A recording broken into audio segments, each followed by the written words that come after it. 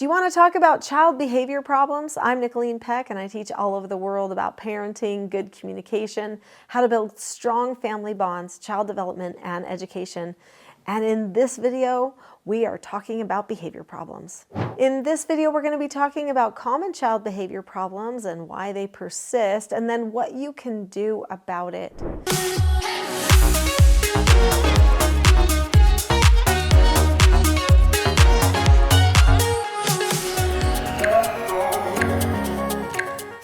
So let's talk about some of the common child behavior problems that you might see around you. One common behavior problem might be whining or complaining.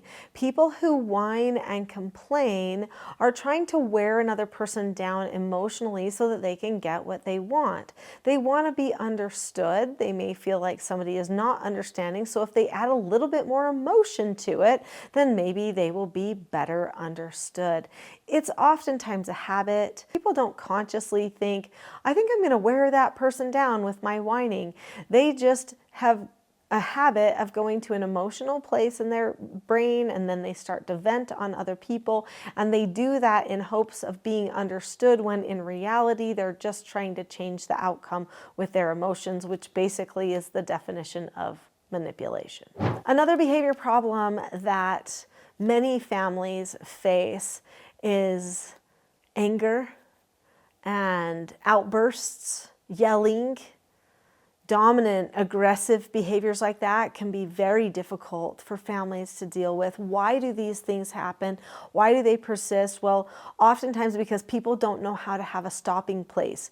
So what happens is a person starts a power struggle. Maybe the child is going to be aggressive. They're frustrated, they're short-tempered, they have high impulsivity problems, and so they start a power struggle, and the parent gets frustrated trying to solve the problem. The child won't be consoled, so now they start engaging in the problem, and now we have this power struggle going back and forth between parent and child. So now we have a situation where the family is going to probably have this domino effect for family conflict, because other people start getting involved when it gets that volatile. So what do we do about that? We have to have a process in place. Why is it that the parent got sucked into the power struggle? Well, probably because they don't know what they don't know, and they don't have a skill set prepared for themselves or for their child to know how to get from this place of high emotional and chemical processing in the brain to a place where they can think in their front brain again. There has to be something put in place for the family to get to that place. Another common behavior problem that many families face is backtalk. When people are talking back to their parents or trying to litigate every single instruction or no answer that's given, then it's clear they need some help with their basic skills. They need to learn how to follow instructions, how to accept no answers, and if they have something to say, how to disagree appropriately. If not, they really need to be corrected. I would say what parents often do, which is a big mistake, is they talk back to them. The child talks back, and then the parent talks back. The child says, "You hate me," and the parent's like, "I don't hate you. I wouldn't be standing here if I still hated you." Blah, blah, blah, blah. And they keep talking back to each other, and then the child feels very powerful, like they're gaining ground somehow. Sometimes they even wear down their parents. But really, the child never learns that that behavior is not the point. In fact, this is probably one of the big things that happens as families, is a child will do something. Let's say that the child hits somebody else, okay? That's a bad behavior. We don't like that. Hitting is not good, right? Let's say they hit someone. The parent will over-focus on the hitting instead of focusing on what was behind the hitting. So what skill did they need in order to not have the hitting problem? I mean, it's okay to say we don't hit and that that was a bad choice, but really we have to give the child something to hold on to change the problem.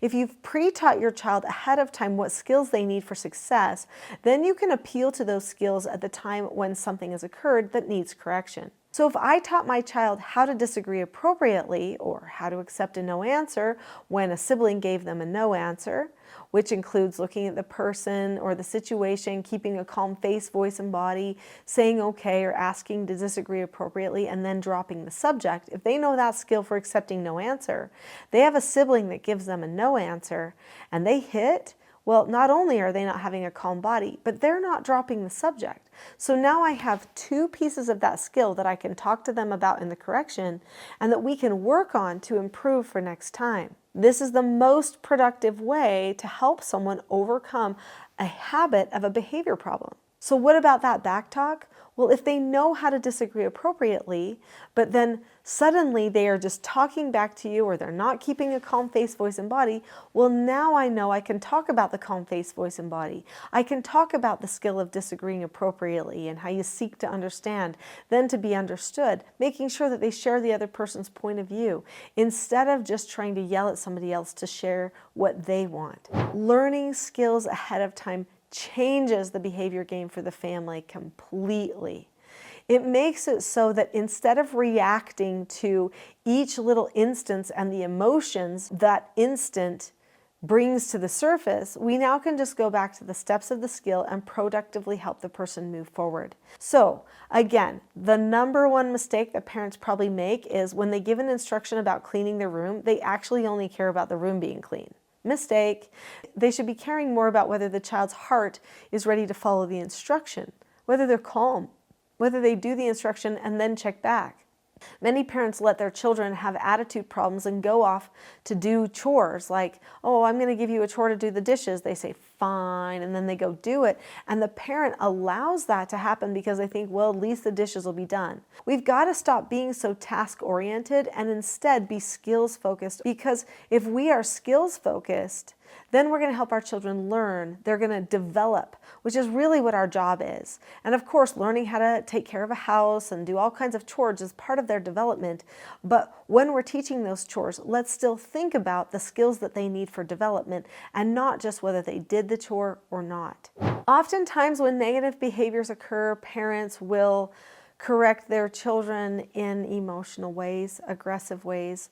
They'll take the child's behavior personally. I want you to ask yourself that. Do you ever take your child's behavior personally?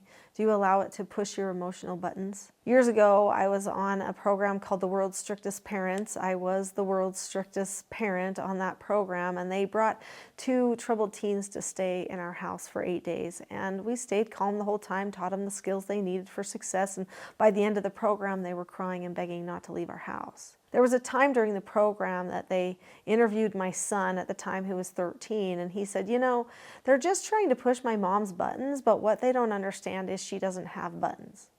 I know, I've tried to push them. And I remember being very surprised when I saw that. Not surprised that he knew about buttons, but surprised that he had tried to push the buttons, because I felt like, nah, he's been a pretty good one, especially compared to some of the other people, you know, that I had parented. But he did mention that, and people started contacting me from all over the world. How do I not have buttons? Please help me not have buttons. So there was my son. His comment, his interview was something that actually really inspired other people. It gave them hope that maybe there was something else that they could do. When you are parenting your children, you've got to be careful not to have buttons, not to take things personally, because if you do, the behaviors oftentimes get worse, not better. You need to have a plan, and part of that plan includes a plan for how you will stay calm, and I would like to help you with that. So I have a Calm Parenting Toolkit that's an introductory course to self-government. So this doesn't teach all the skills, but it will teach you 10 tools for calmness, and it will get you on that road to having calm communication with your family. I'd like to give it to you for free. It's on my website right now on the homepage, so go to teachingselfgovernment.com today and get the Calm Parenting Toolkit for free. I'll see you there.